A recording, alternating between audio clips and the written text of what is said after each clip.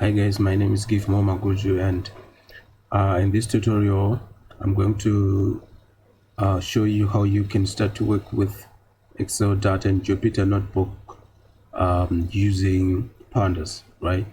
So I'm going to start by taking you through the Pandas Basics, the two types of data that we can work with in Pandas, right?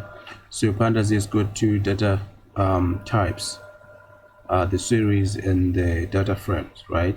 So series is one-dimensional data structure, and data frames two-dimensional data structure, right?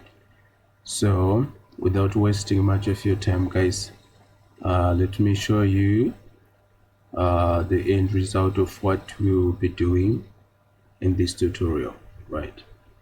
So yeah, after I take you through the Pandas basics, we're going to do an income statement data analysis. As you can see, we're going to go through all this, right? Yes, that's good. So I want to show you something, right? For example, this, let me drag it here, right? So guys, Pandas basics,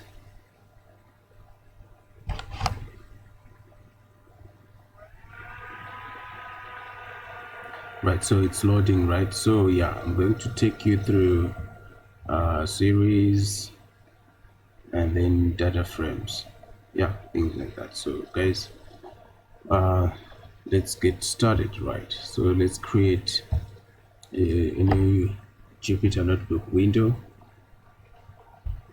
All right, so let's rename this. So I'm gonna be we're gonna be quick, right? So let's say Pandas. So I'm just calling this, I will just call this Pandas library, right? So I want us to import the Pandas library. So import Pandas is PD, right? So we want to work with series. Like I told you guys, that series, these are one-dimensional data structure, whereas data frame, these are two-dimensional data structure. So now I wanna create a series that will contain a list of countries and their rankings in military spending, right? So let's get started. So now I want to create a variable and I call it names, and then I create this series. This is how you create a series, and then define the ranking. Here I want to define the ranking in terms of military spending, right? So 2, 3, 4 and 5, right? So let's assign the countries here. So here we've got the USA, then we've got Great Britain, so just say Britain, then we've got China, then we've got Russia, then we got Germany, right? So far these are the big five, right? In terms of military spending, they invest heavily in military equipment and military research, things like that, and the development of military equipment. So if we call our variable here, we get the countries and the corresponding military spending rankings, right? So that's cool. So suppose you want to get the names here, the names that we have assigned in this list with the variable index. So just call this this variable here, but we have to call our original variable first, and then say countries.index. Then you get the names of these countries, and suppose you want to access these countries using the index using indexing in Python. So what you are going to do is you say countries dot, or you say countries, then you choose the country that you want. Suppose you want to see what's the military spending ranking for USA. So if you do this, you see that it is got a ranking 1, which means USA spends or invest heavily in military equipment, right? Suppose you want to fetch the number of countries here. So what you can do is you can say maybe Britain and then USA. You wanna see their rankings, right? And there you can see them, right? So the other thing that I wanted to show you guys is you can also access this element using the log method, right? So we have got the log method and the ilog method. So the log method works only with string values, whereas the ilog method works only with integers or numbers. So you need to understand this. So if we say USA here, right, we get the same result as is here. Then we might want to do this, say dot ilog, and then we say 0, right? You see we get 1, which is the same as here. So when we try to use log with, or when we try to use the log method with numbers, it won't work. It raises an error, right? As you can see. The same applies when we try to use the ilog with string values.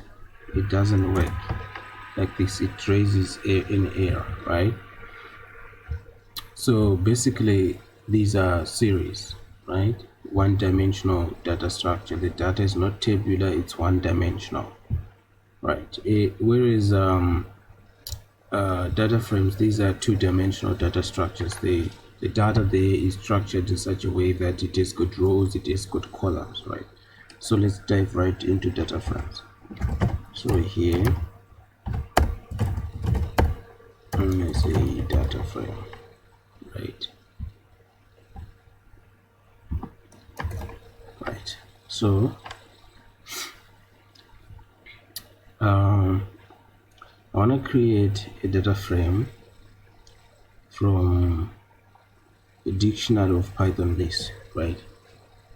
So what I'm gonna do here, I'm gonna say this is a dictionary, right? A dictionary is denoted by curly brackets or curly braces, right? So I want to say year 1 and then assign the value here. I want to assign the value here as a series, right? I think we now understand series, right? So I want to say assign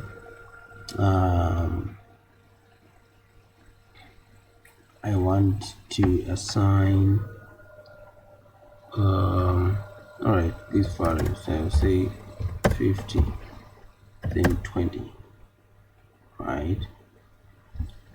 Then I assign the index here. So say sales, then I say books, then I say G profit, right? Then here I do this, right? Then we create another year that we call year 2, Then here we create another series as well. Right, then what we can do here, you can say 200, 100 and 50. Then here we assign the same as we've done above. Like here we get cooks, and you say G profit, right? So when we come here, we want to create this variable, we call it df. Then you say data frame, right? And then we do this, and then we call this data frame. And as you can see, now our data is tabular in nature. It has good rows and columns. So these are series, these are columns. So we can do this. We can check the structure for our data and say shape. Here the shape of the data is 3 rows and 2 columns, as you can see.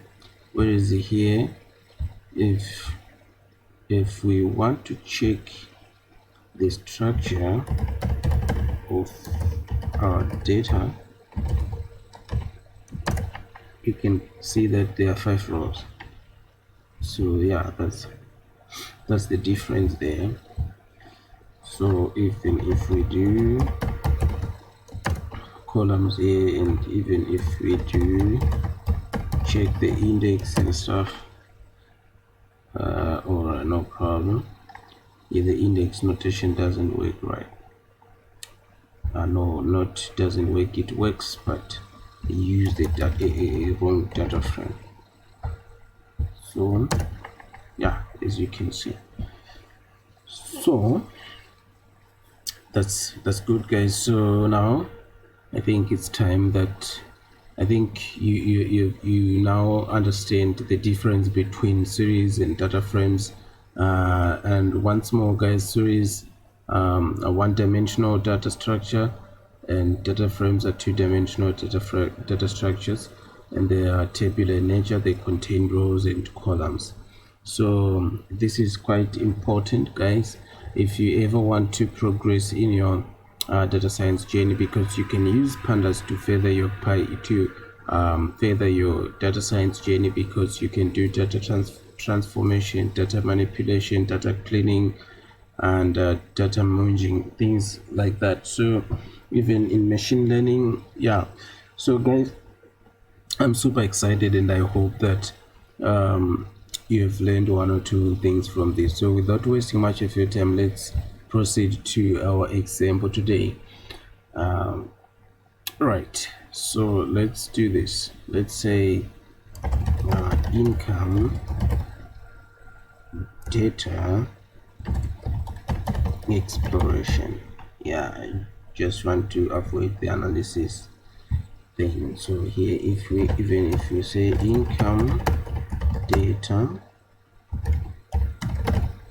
income data analysis,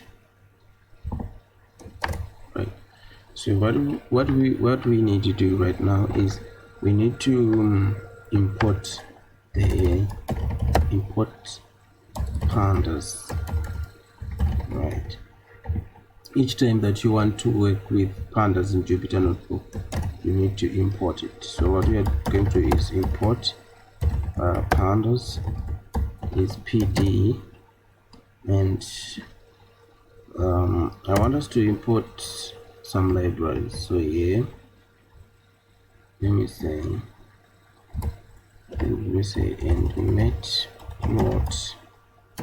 matplotlib. So matplotlib is a library that is used for data visualization, for generating graphs, trends, etc. So here I want to say matplotlib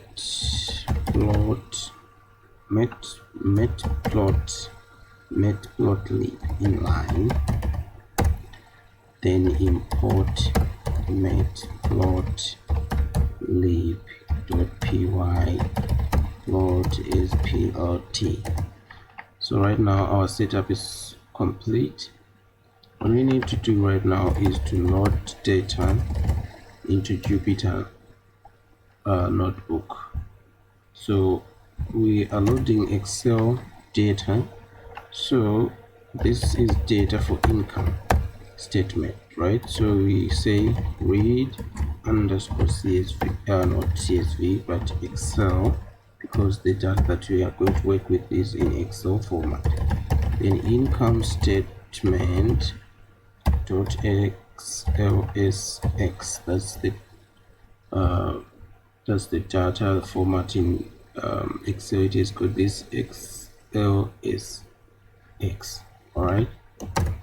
So if we do this, wanna get output the first 5 elements in the data set.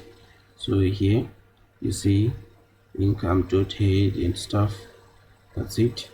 So the head function outputs the first 5 elements. You can as well say output 3. You see, you can always put some parameters that guide the data that you want to output, but in this case let's stick to the default, right, where I just want to output the first 5 elements. So let's check the shape of the data. The data is got 11 rows and 4 columns. Then let's check, we've got columns. So this is the number of columns that we have right now, and yeah, so far super cool, right? And we also need to, I think if you check right, like here, you see we don't want to proceed with data like this. We don't want to work with data like this. This data is going to misspelled column names. This should be here, this should be sales, this should be, yeah, this is correct, but we want to shorten this to OPEX. So how can we do that, right? We need to rename our columns.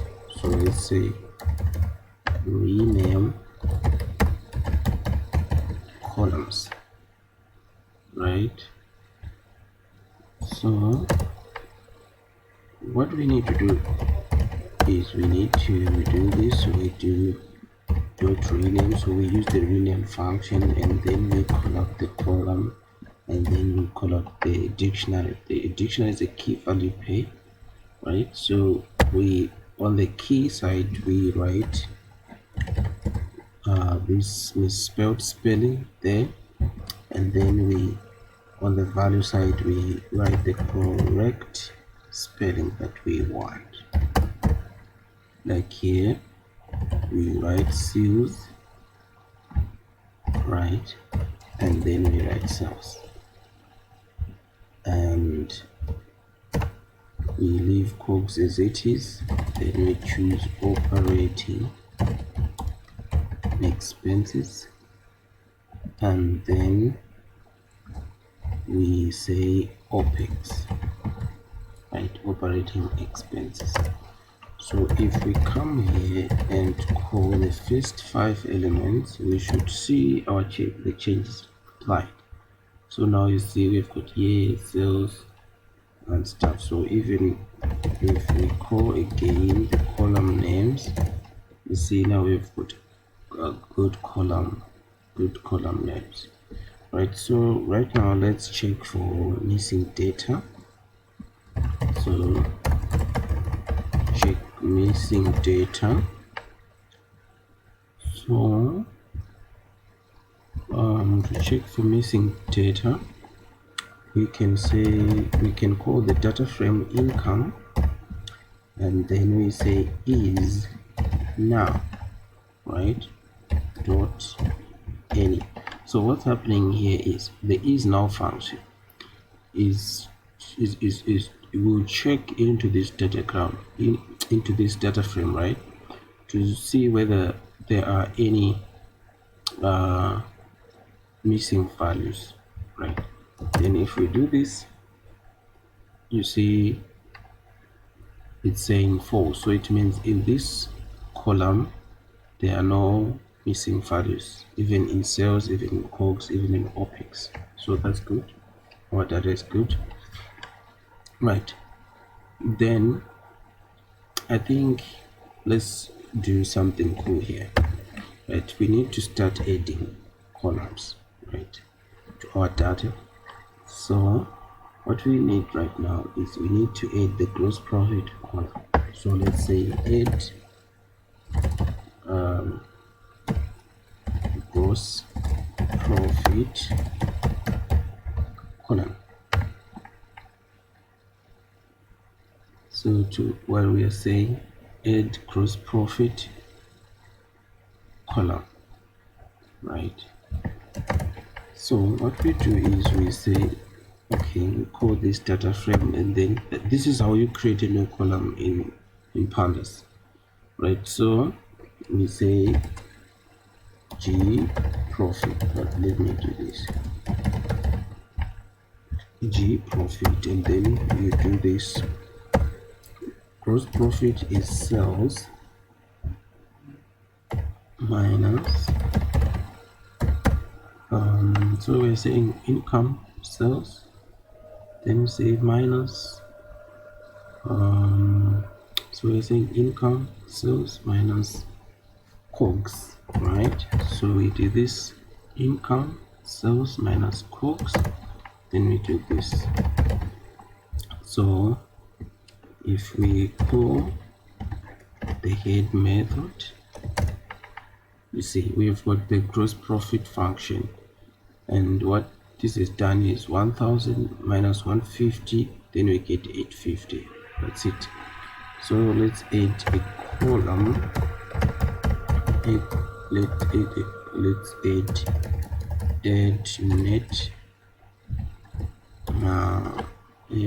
net profit column. So what we are doing here is we're doing basically the same thing. So we say net profit equals to income, then we say gross profit, right? Gross profit minus income minus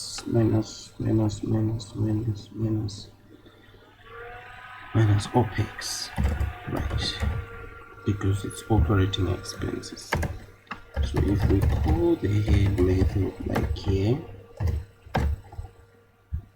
you will see that we now have got the net profit, right? But we also want to add GP margin, that is the gross profit margin. We need to add this gross profit margin, so we can say GP, then in brackets in percentage, we want it to be in percentage, so income. So now we say G profit divided by sales, right? Then we say times 100, right? So if we call here, you see now we have got now the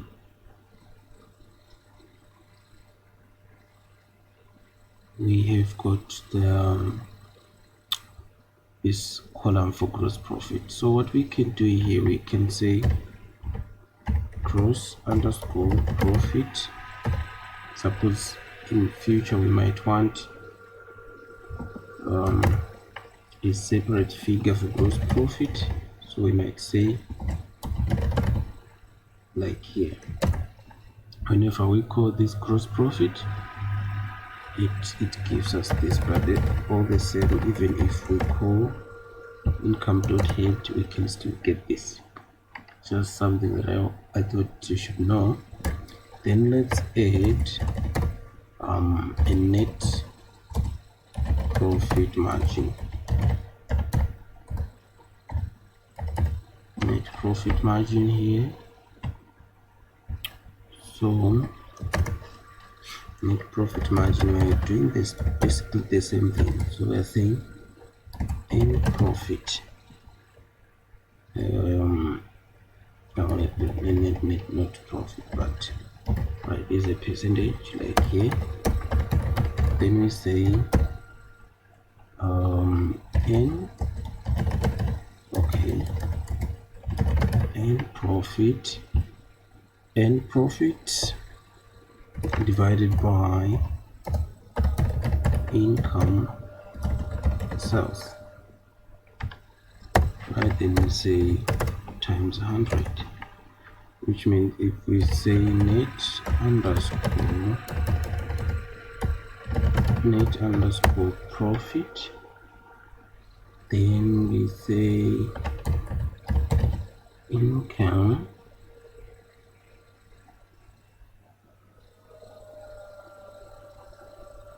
right. We can even call it this way, NP plot percentage like here. Then if you say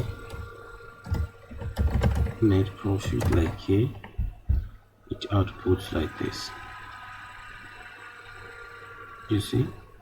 But basically, yeah, that's it. So if we say income dot add,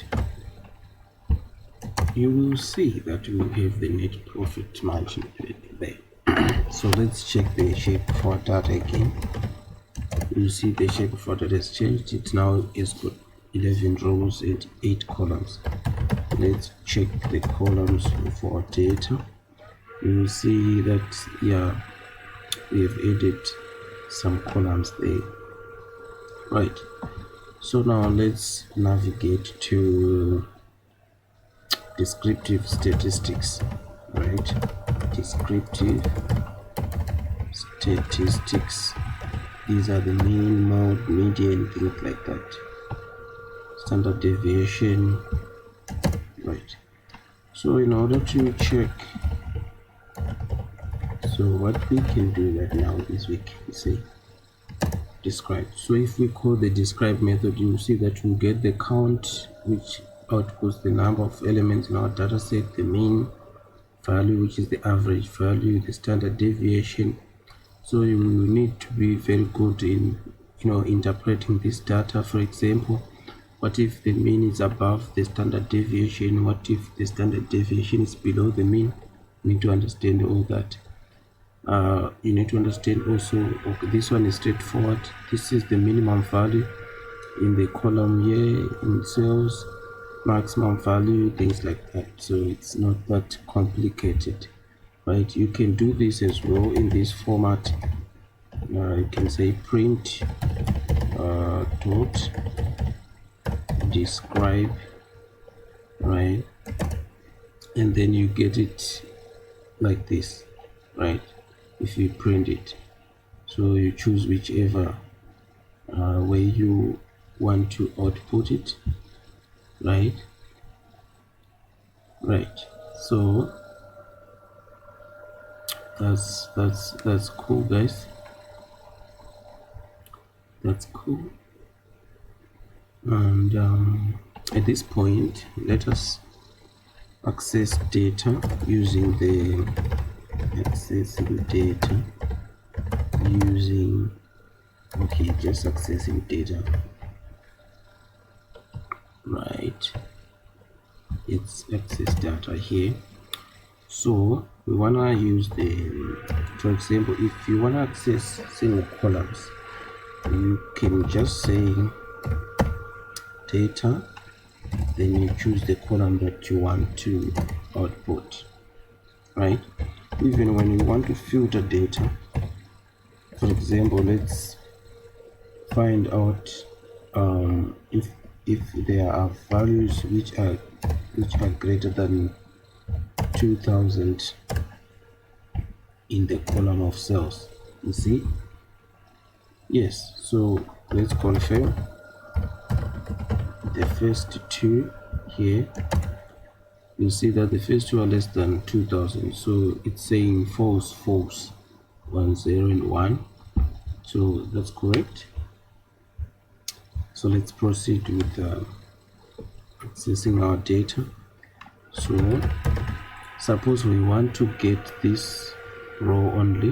What we can do is we use the log and then we say give me this, and then I want to fetch, let's say maybe these columns, and then OPEX, yeah, things like that.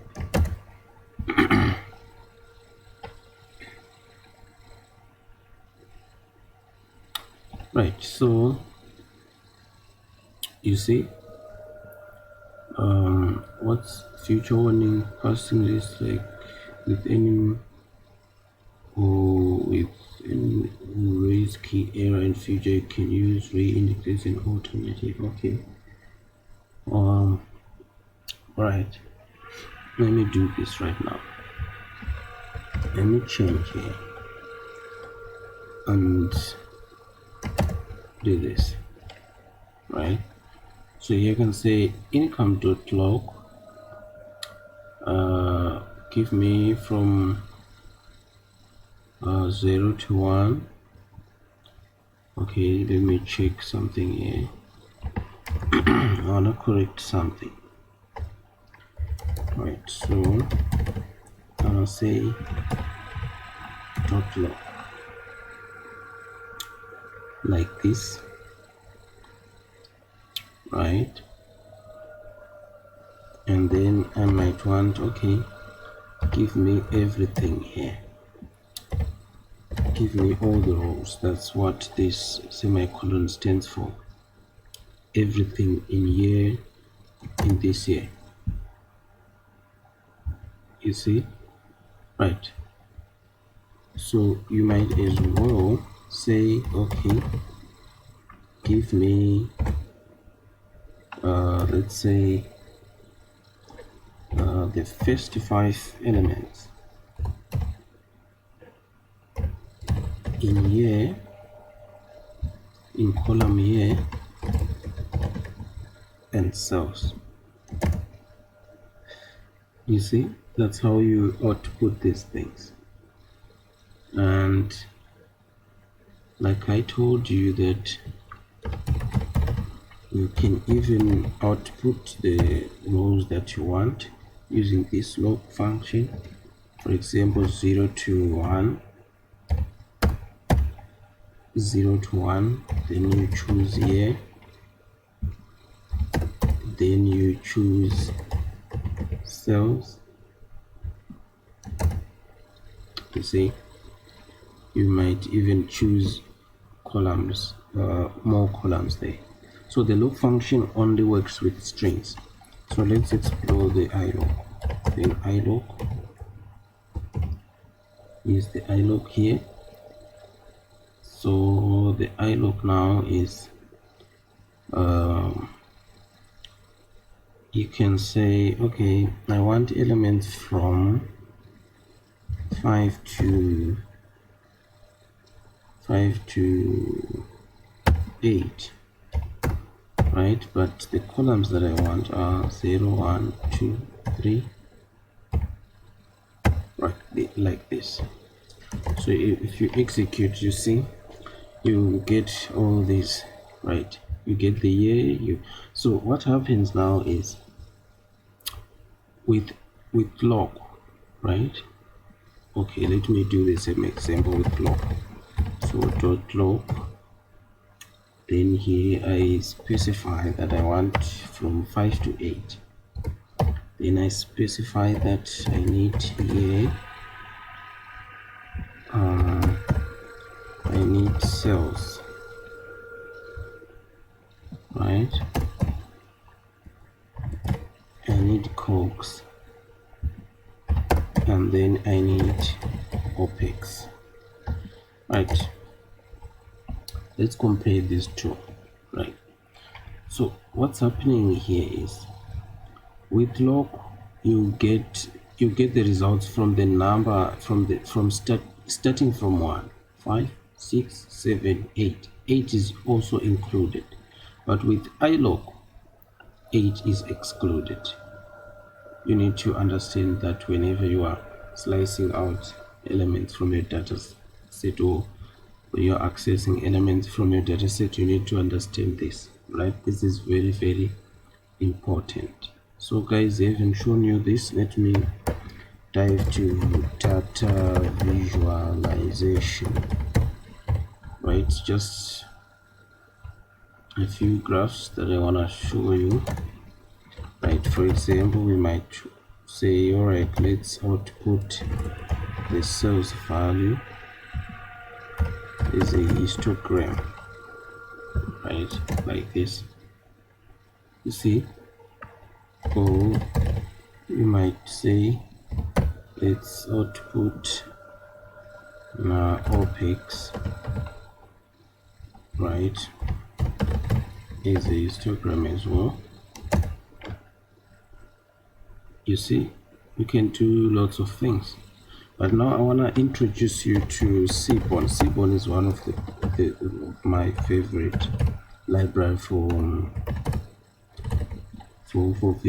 data visualization. So you need to import this library. Import Seaborn. SC is SNS. You can even import it on top where we imported our libraries. But here I just want you to show you this cool thing.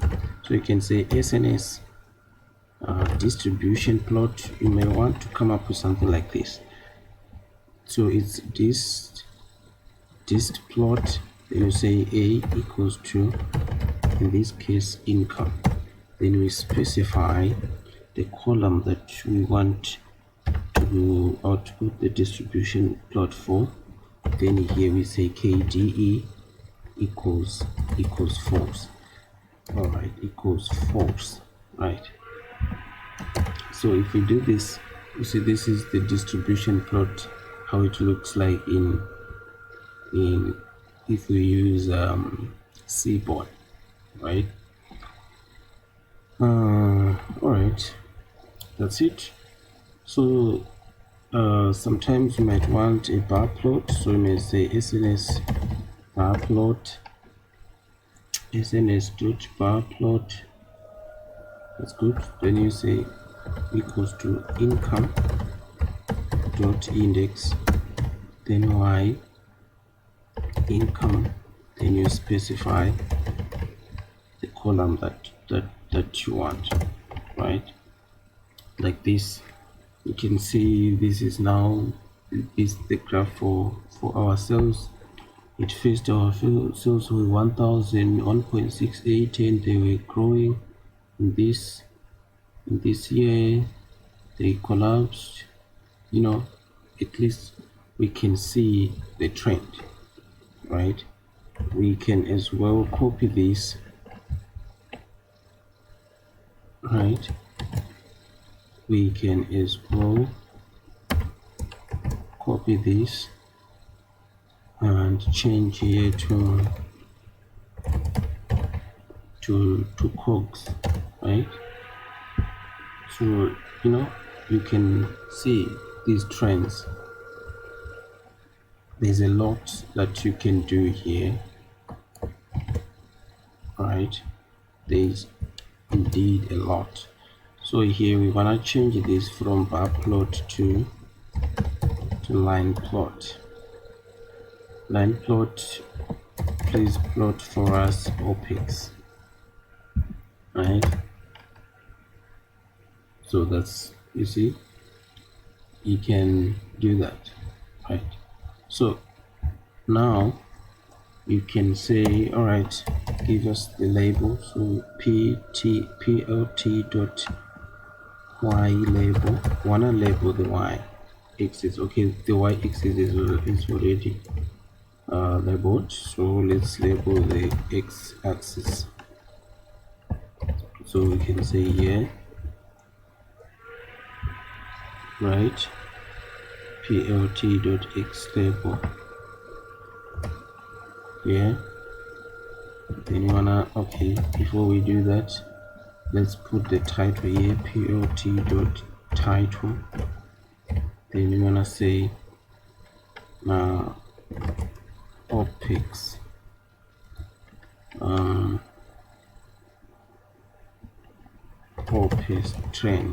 OPEX trend, right? I think that's cool. Then we say plt.show here. So you see, now we have got this comment here on top of the title of this. Then we've got the year, we've got the OPEX. So it's super cool, guys. So I want us to come up with a heat map here. So I can say heat map.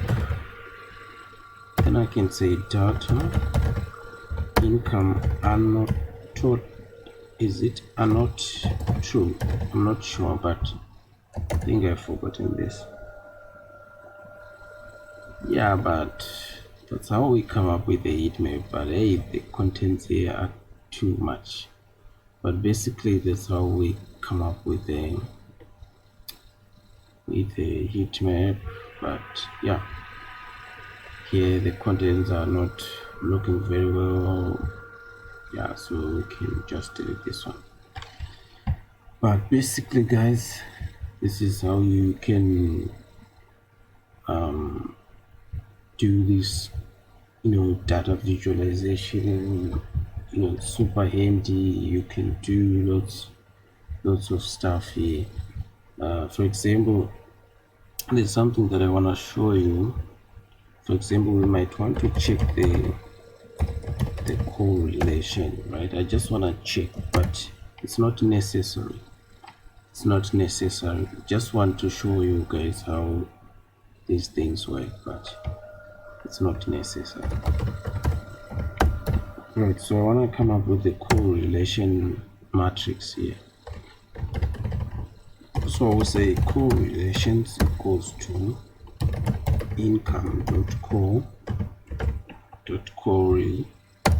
Once I do this, I want to call out the SNS, then I call out the heat map method, then I say correlations, then I specify the structure that I want my shape to occupy.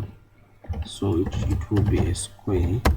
Then the color will specify here red, blue, which is RD, things like that. Then I want to say plt.y ticks, then specify the rotation here.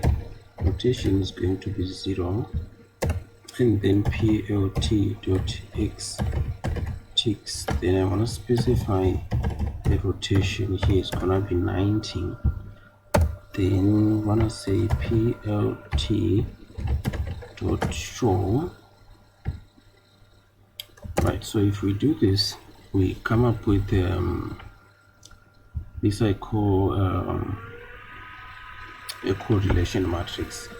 Like here, it's quite difficult for you to trace, like here we say year and year are highly correlated, cells and cells are one and stuff. But here, as you can see, you can use this key bar. It shows you that the ones with the darkest blue color are highly correlated. For example, year and year.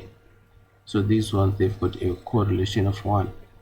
So whenever you see, let's say, OPEX being highly correlated to your gross profit, when you are working with a real data set, suppose you want to clean your data and do some machine learning, things like that, you need to take care of this. But this one I just did to just show you guys how you can come up with the correlation matrix using Seaborn and Matplotlib. But basically, guys, this is it, and I hope you have enjoyed it and that you have learned 1 or 2 things, guys, and I'm super happy. Thank you guys for watching, and supporting me, and I hope you will kickstart your journey in data science and to start to practice working with data in Excel. This is super handy and I really do love this. So guys, thank you so much, and don't forget to like, comment, share, and yeah, basically subscribe to my YouTube channel. And thank you guys.